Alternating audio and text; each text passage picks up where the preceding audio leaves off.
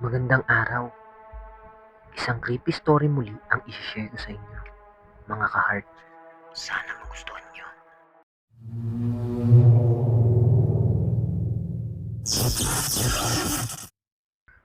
Sa isang lumang boarding house, malapit sa universidad, may isang estudyante, si Mia, na bagong lipat lang. Sa kakulangan ng budget, pinili niya mag-stay sa kwarto sa third floor. Mura, pero laging bakante. Sabi ng landlady, walang nagtatagal doon. Wala raw kuryente minsan sa gabi. At madalas, sira ang lock ng CR. Pero si Mia, praktikal. Wala naman akong balak manirahan dito habang buhay, sabi niya. Unang linggo, walang problema. Hanggang sa dumating ang ikatlong gabi. Bandang 3:00 ng madaling araw. Biglang nagising si Mia. Hindi niya alam kung bakit. Tahimik, walang ingay. Pero may naramdaman siyang kakaiba. Parang may lamig na hangin sa ilalim ng pintuan. Tumingin siya sa orasan. 3:00 pasado na. Saktong tumunog ang gripo sa CR sa dulo ng hallway. Tunog ng gripong tumutulo. Hindi naman siya naiihi, pero parang may humihila sa kanya na tumayo. Paglabas niya, madilim ang hallway. Iilaw lang kapag may gumalaw. Pero ang ilaw sa tapat ng CR nakabukas na.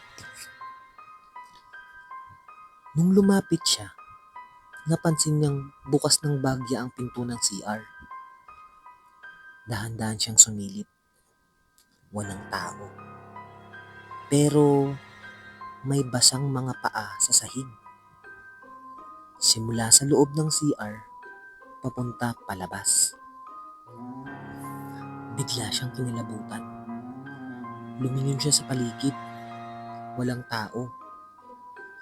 Nang tumalikod na siya para bumalik sa kwarto, may narinig siyang bumulong.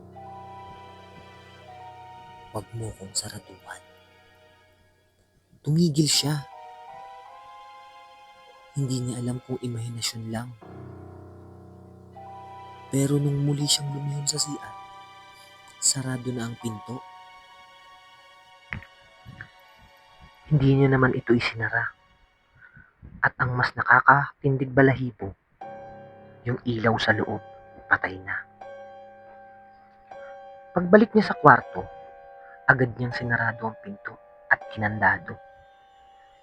Pero habang nakahiga siya, naririnig niya ulit ang tulo ng gripo. Mas mabilis na. Hanggang sa maging parang pagtapak ng basang paa papunta sa kwarto niya. Huminto ito sa harap ng pinto. Tahimik. Saka may dahan-dahang bumukas na doorknob. Pero nakandado yun. Kinabukasan, lumipat na si Mia. Hindi na siya nagtanong pa kung bakit mura ang kwarto. At mula noon, tuwing 3:00 ng madaling araw, may naririnig pa rin daw ang mga bagong board na may pumapasok sa CR. Kahit lahat ng tao tulog na.